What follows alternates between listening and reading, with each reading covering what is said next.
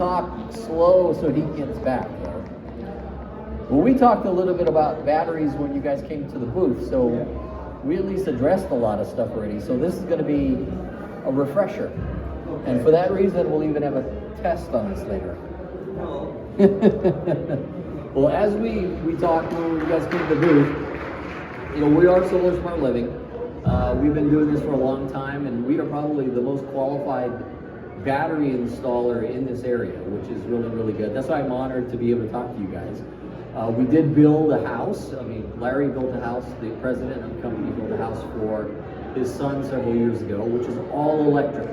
It even has battery storage for storing the power that it actually produces, which makes it a lot more self-contained and independent of the grid. That is probably one of the things that most people think about when you think of batteries. They're thinking, hey, I don't want to be connected to the grid. I don't want to have to worry about the utility company. I want to be self-sustained. And that's usually what they think of when they think of batteries. But we have a really, really good grid system. We really do. It very rarely goes down. We also get full credit for any power that we produce from solar, which is a really good net metering system. The only time that there's a difference is if we overproduce.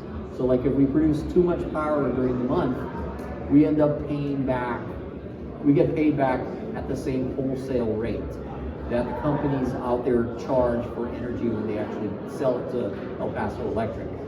But the main reason, so you guys know, the main reason why you have a battery is for independence. That's really what it's about. It's for peace of mind and knowing that if the power ever does go out, you still have electricity. In the case of solar, for instance, if you think of solar, even though the sun could be shining outside, it would be a beautiful day, because you're grid tied, if the power goes out, you don't have any electricity either. Because most solar systems are designed in a way to protect your electrical system by shutting the system off in the event the power goes out, which prevents any surges from coming back in from the grid and damaging any of your components. The only way to guarantee that your solar system will continue to run is by having a battery. And that battery tricks the system into thinking that it's got a place to send it, which it does. It has the battery to send it to. So in essence, that battery provides power back to your home while the system will be shut off for a little while. It'll come back on, and then the battery will continue to get charged, and you have power in your house. So as long as the sun is shining, you'll have perpetual energy, right? If the sun is not shining and it's at nighttime and the power goes off, thank God you've got a battery. Okay, there are other systems out there that work during the day, but a battery is the only thing that will guarantee that you will always have energy, right? But the thing to remember is that batteries only give you peace of mind. They're not meant to save you money, at least not here. Now, in other parts of the country where they require net metering on a time of use basis, which, are you guys familiar with what time of use is? Yeah, so time of use, essentially, the utility will charge you a different rate during the time of the day. So here in El Paso and Las Cruces area, we have a seasonal rate system. So during the spring, or from October till May, we have one rate structure. And then from May through September, we have a different rate structure that's a little bit higher, probably about 1 cent different, because people are using more energy during that time. In a time of use rate system, it's based on the time of the day. So you could have one rate for power that you get to your house between midnight and 7 o'clock in the morning, another rate from 7 in the morning to 2 o'clock in the afternoon, and then a very high rate between 2 o'clock in the afternoon and the beginning of your low rate. That's where the bulk of the consumption is being used. So everybody's using their electricity at that time, which takes a toll on the grid. So what a lot of rate companies will do is they'll charge a higher amount during that period of time. What a battery will do is a battery could be used for what is called load shifting, which it'll store power in the cheap time from your solar system, and then use that battery energy to offset what you would buy from the utility company during those peak times when it's more expensive. Does that make sense? In those cases, it will save you money. Does that make sense? What is that called now? Load shifting? It's called load shifting. Load shifting. And it's done with time of use rates, which helps save you money. But here, that's not a mandatory situation, so you don't need it for that reason. The only thing you need a battery here for is for peace of mind. But the ladder is coming. So time of use is coming. It's only a natural next step for any utility company. Because as load and demand goes up, they have to keep up with those costs. And the only thing they can do is pass additional costs on to you during those high peak times or build more power plants. Which, as you guys know, what does that do? It raises rates, right? So, which brings me to the next one, which really, when you think about it, if batteries don't save you money today, unless you have time of use, another way that it will actually make you money is by demand offsets. And what that does is picture a situation where the utility company cannot build any more power plants. It's just too expensive, right? In reality, it is too expensive because they have to pass that cost on to us ratepayers to offset it. That we pay for it, right? Well, in a situation where there is a demand mitigation arrangement, that power that you store in your battery could be given or sold back to the utility company to provide that extra power they have a need for during those demand peak times like the summer when everybody's using their air conditioning units. Does that make sense? So in essence, by the consumer purchasing the battery bank and producing, they're actually building power plants. Yes, you become what is called a virtual power plant. Yes. So you're producing power on your roof, you're storing it in your battery, and in the peak of summer, when it's blazing hot outside and everybody's cranking up their air conditioning units, the utility is like freaking out, thinking, oh my God, we got to put more power out there. So they have to either turn on their peaker plants, or they can tap into your battery, buy that energy from you, and put it into the grid. They can't do that until what kind of services? They have to put a program in place called, it's my next slide here. It's called demand response. There are utility companies out there in the United States that actually already do that. Like in Rocky Mountain Energy in Utah, in Salt Lake City, there are apartment complexes that actually set up arrangements with Rocky Mountain Energy to provide that kind of service. So there's an apartment complex called Soleil Lofts, for instance, in Salt Lake City, that every apartment has solar and a battery. And what happens is in those peak times, that entire apartment complex becomes a virtual power plant. And it injects that power from the batteries back into the grid so that they don't have to turn on those peaker plants.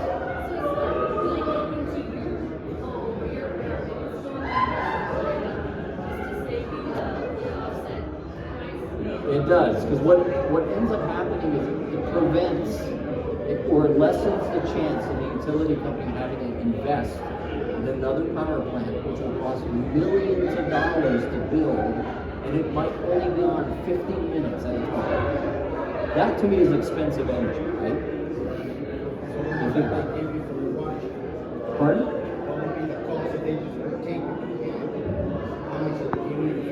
Well, they'd probably pay you more in those situations, more for that power than they would if they were just buying your solar energy. Because you're providing a service to the utility and to the grid that would cost way more money to do if they had to build a power plant. It's actually cheaper to incentivize consumers to buy a battery and provide some kind of incentive to buy those batteries than it would be for them to build more power plants.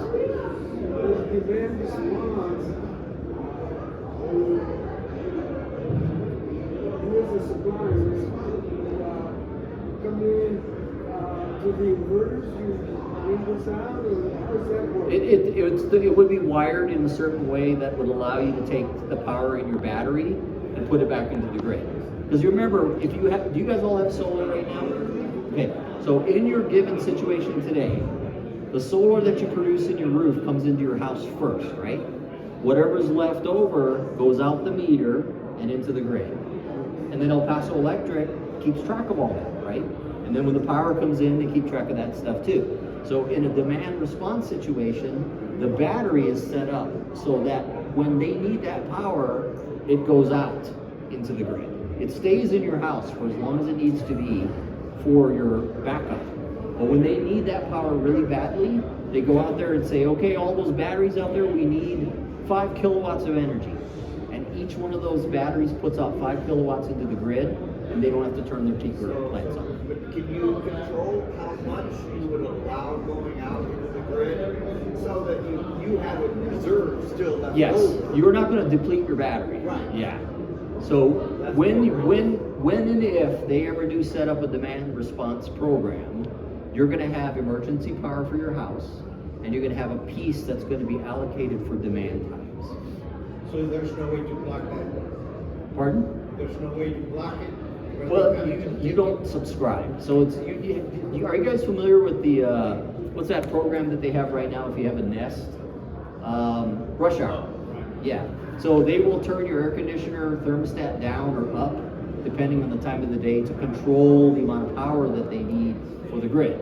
Same idea, except now they're controlling the amount of batteries that they can take power from. But it's not like you're sitting there like a sitting duck thinking, okay, I got a 14 kilowatt battery and they're going to take all my energy. What if the power stays out for a long time? No, it's not like that. You allocate a certain amount of that power to be available. So you're like their backup, but you're not doing it for free. They're paying you for that. And they're going to probably incentivize you by providing incentive to get the battery in the first place. Does that make sense? But like myself, I'm looking at it as a consumer. I'm going to go and buy a battery anyway, because as a solar customer, I want to have backup power in case the power does go out for an extended period of time, which thankfully, I mean, to be honest, we don't have a whole lot of power outages, right? The worst power outage I have seen was like 3 hours, and it was because in the rain somebody hit a telephone pole, and then the transformer was out. That was more of an inconvenience. But I was sitting in my community thinking, hey, you know, I really am the only one with my lights on. Everyone else has no lights. So my friends are calling me up, Alan, do you have power? You know, that's kind of a neat little conversation with your neighbors. But I do it because it gives me peace of mind. Okay?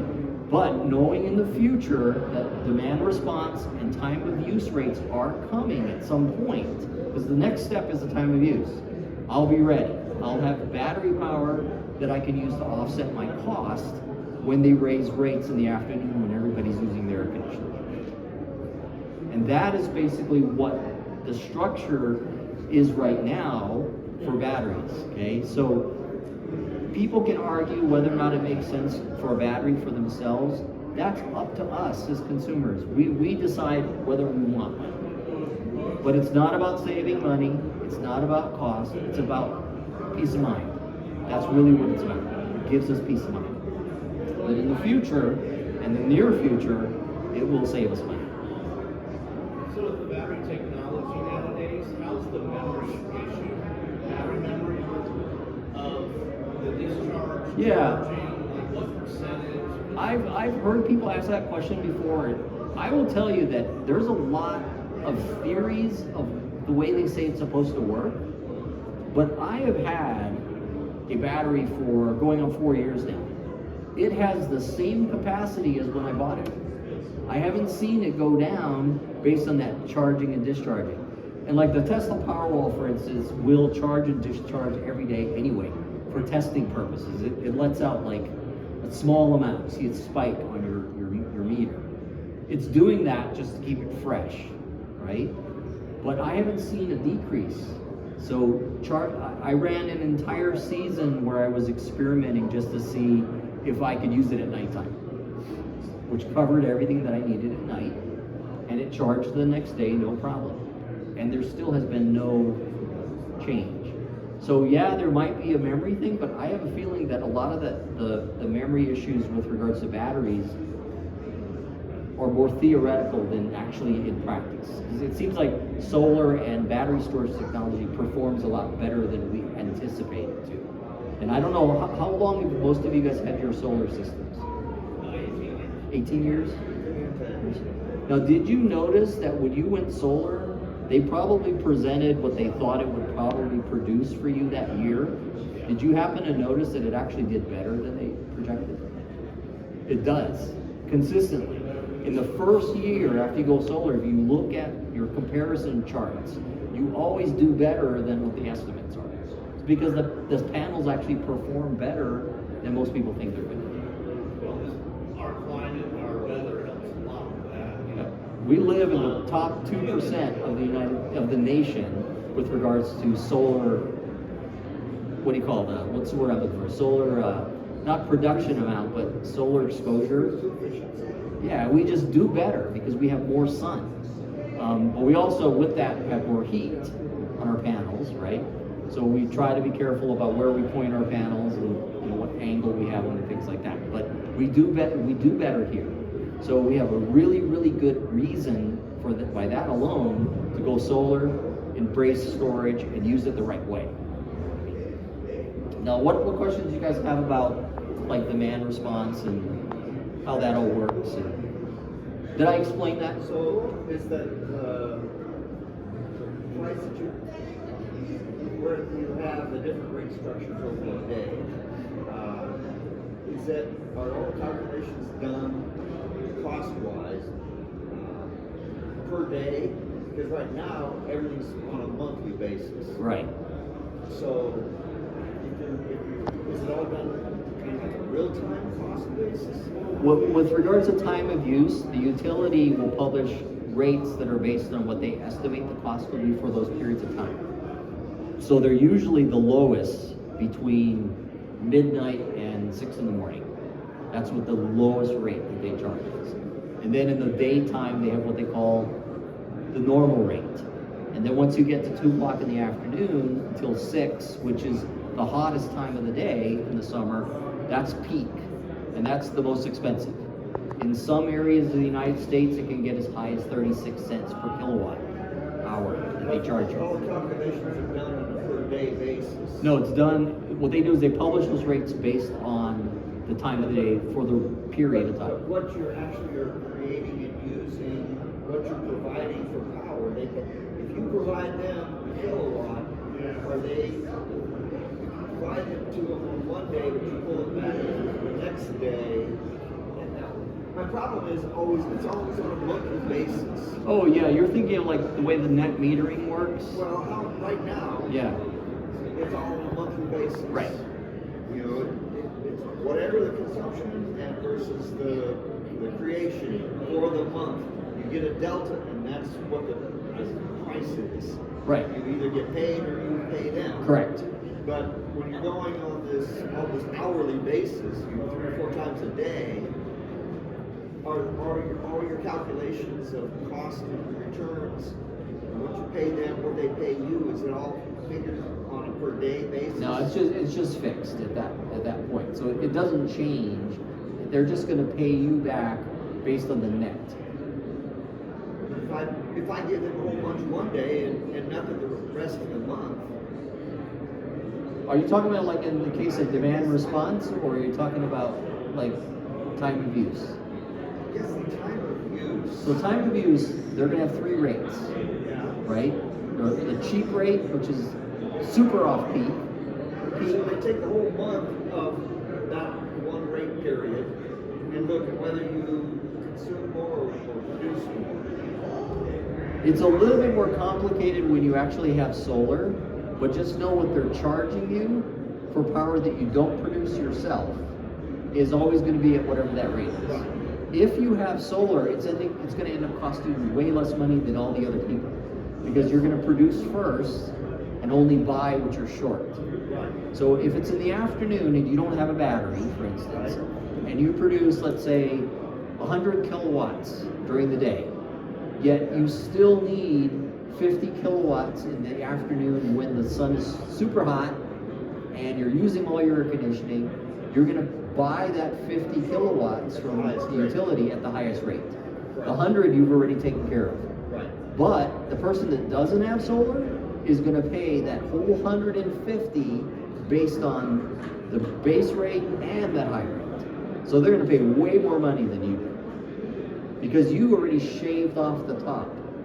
of what you would have had to buy from the utility company because of that. But when you have a battery, what you're able to do now is you're able to set aside that power that you would have used. And then you say, let's say I'm going to go do my laundry during the morning when it's really, really cheap. I'm going to set aside this power that I have in my battery, and I'm going to apply it to the expensive time of the day so I can run my air conditioner and all that kind of stuff and buy less at that high price rate. Does that make sense? And that's why they call it load shifting, because you're changing the load at that time of the day. So you're buying it when it's lower price. Yes. And you're having them buy it from you at the higher price. Kind of, sort of. And when it comes to demand response, it's going to kind of work that way, because when they need that power, which is when they're charging people the most money, they're going to buy it from you at the best possible rate that they can buy it from you for, because they need it really bad, right? They can either spend $40-something million to build a brand new power plant, or put a little bit of, a few $1,000s out there per household to help pay for a battery and incentivize you to get it. So it's like you were saying, it's both for peace of mind. Yes. And so my concern with this was that the overload being put on the grid, because as we're seeing, we're moving with all this new electrical vehicles, there's a large demand in the summer months, and more construction being done, more air conditioners, and more demand. But by having the solar systems out there, people having the batteries, but then there won't be the demand because we're already taking care of what if we get to where the grid is going to be shutting off more. But it won't be if people are Exactly. the energy back, you won't have the grid going down. Yep. In a sense. Yeah, because essentially you're providing that extra power that the utility needs to manage resources. You're actually helping supply. Yep. And what a lot of people forget, like when they go solar, is how you fit into that model in the first place. Because just by going solar, you are a mini power plant. Because you're not using all of it right away, so you're putting it into the grid, which helps keep the grid stable. So if you look at El Paso and Las Cruces, for instance, at the landscape, and all the people that have solar, the areas that have the most solar actually have the least amount of outages. Because there's no draw. It's like, what for? It's like you're producing enough to keep it out there. The weak part is that there's no storage. Now, if the utility could store some of that excess, that'll be even better. Tap into it when there's a need. Yep. Makes sense. Make sense? So buying a battery now, you're just getting ahead of it, but it's only a matter of time, as I mentioned, when they do have demand response, they're going to have to incentivize people to go back and get batteries because it's going to help them. It's going to be cheaper than it will be if they go have to build a power plant. But at least today, you can get ahead of the curve with regards to time of use. You can give yourself peace of mind. Know that your freezer and your refrigerator's not going to have food spoiled in it because the power went out for six hours. So if you had, say, 5 batteries, and your system is designed for the 5 batteries, is there a limit on, say, suddenly, I want to add 25 more batteries to the system? Is there limitations in the infrastructure that deals with the batteries where, say, no, you can only go up to 10 total batteries with this hardware. If you want more than that, you got to replace this. Yeah, there is some engineering as far as the amount of batteries that you can have for your system. For instance, a battery can only be charged by what your system can produce, right? And if you are not producing enough, you can't charge your battery and provide power to your house if there's a power failure. Right. So if you could have, and it's funny because I've had a similar conversation with an existing customer where he has 2 batteries and it's in this simple size system. Well, he wanted to add another battery, and I said, well, you can, but your system's not big enough to charge those 3 batteries. So if you were to deplete all 3 batteries, you're stuck until the grid comes back on. Or until the sun comes out. No, because say the system can only produce 5 kilowatts of energy, but the batteries store 15 kilowatts of energy. That 5 kilowatts of energy is not going to charge 15 kilowatts of battery. if the grid is off. It's like filling it with, for instance, water, or something that you really have a well that you do so much, so many containers, and you're asking for $150 more water than it's Exactly. Hello everyone, coming up in 5 minutes in the Power Up Your Savings Corner, hear from Tony Ray with El Paso You had a question. about their energy efficiency incentive programs and how you can take advantage of them. Or at 3:30, you can head over to the Electric Living Corner to hear about the future of electric transportation with Aspire Collaborative. How many panels do you need to be on 3 panels? Since you're saying that Yeah, let's say the 3 If batteries. you'd like to are get more 50 watts, information from you probably want to have at and least get a chance to win an 20 electric kilowatts of fireplace, energy. send an email to PowerUpLC. Like say you have 15 kilowatts of storage, you want at least 20 kilowatts of production. That's Because at least that way you're providing 5 PowerUpLC kilowatts of energy to your house. @gmail.com. Because you don't want to be in a situation where the battery goes. By January Because now you're 31st, all the will be energy entered is into in a the raffle roof to win an is electric fireplace recharging that donated by battery. El So when the Paso sun Fire. goes down, you're not going to have enough. okay, so if the grid is still up in the grid time, Right? you can pull from the grid while you're Yes. taking the solar to charge the batteries. The only problem is if it comes to a situation where it's an extended outage. So an extended outage, so there's no grid anymore. Your panels produce power, and why is there a limit on how much you can charge your batteries? The only limitation is how much you can actually put into them. So like if you have enough.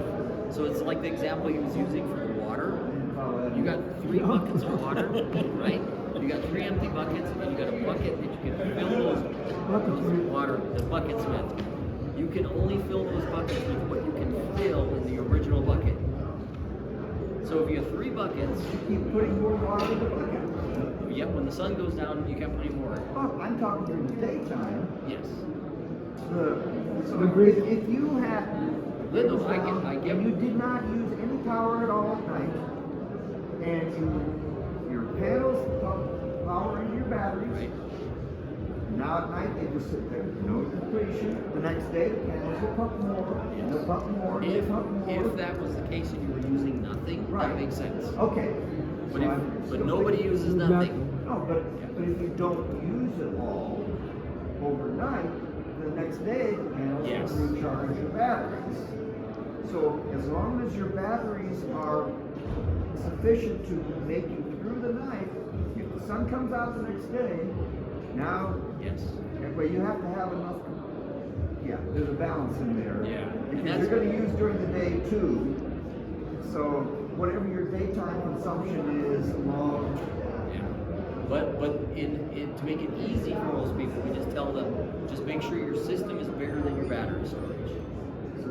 Yes. Simple as that. But your battery storage is enough to cover what you need in your house if the sun's not shining and there's no power. Right. In our case, we feel that if we can make it through the night on the batteries, I mean, we scale back some usage during the night, but you can make it through the night on the batteries. The next day, the solar can charge up the batteries, and you got to be able to charge enough to create enough to make it through the day and then the night. You know, your total consumption for 24 hours, you have to have enough panel production for that. But the batteries can charge up during the day enough to make it through the night and charge up again the next day. We rarely have bad weather for more than a day. But it may not be a bad weather thing. What if it's a cyber attack on the grid system? Or Then who knows, right? You have to throttle back a little bit. So But, every day but you're creating talking about enough. doing stuff that everybody should be doing anyway, which is budgeting or planning what they're using for energy in the first place. Right. Which is I mean, what we're all which is good. wasteful right now. Yes. But if the need comes, you could Head over now to scale the back blue year corner after year. to learn about El Paso Electric's Energy Efficiency Incentive Program. Or right now in the green corner, find out about the exciting future of electric transportation. Cover your whole day plus night usage. Which is good that you're thinking that way, but the average person, what the average person does is they just want to be comfortable. So they want to live their life like they're used to living it. And that's why what happens is like even when people go solar, they leave their lights on, they run their air conditioner 7 days a week, 24 hours a day, thinking they got enough because they have solar. It's just a mindset, right? Right. But you guys understand you can only put in as much as you can put in and use what you have. Right. And that's exactly what it is. Yeah. Peace of mind is what it gives you. Back to my question. Yes, sir. How many panels do you need to charge? And actually, it has nothing. That's what I was trying to say. It's not about the number of panels; it's the amount of power. So, like, you could have 20 panels that are 300 kilowatts each, or 20 panels that are 450 kilowatts each. You're going to have more power, right? So you need fewer panels that have more power. If you have a lot of power. So it's on the power, how much power? So that's what I said. So, like, if you have a 5 kilowatt battery, you want to at least have 8 kilowatts of solar power. Just to be safe. Just really just to be safe. Yeah. Anyway, thank you. Well, thank If you. you guys have more questions, come to our booth. Sure. Thank you. So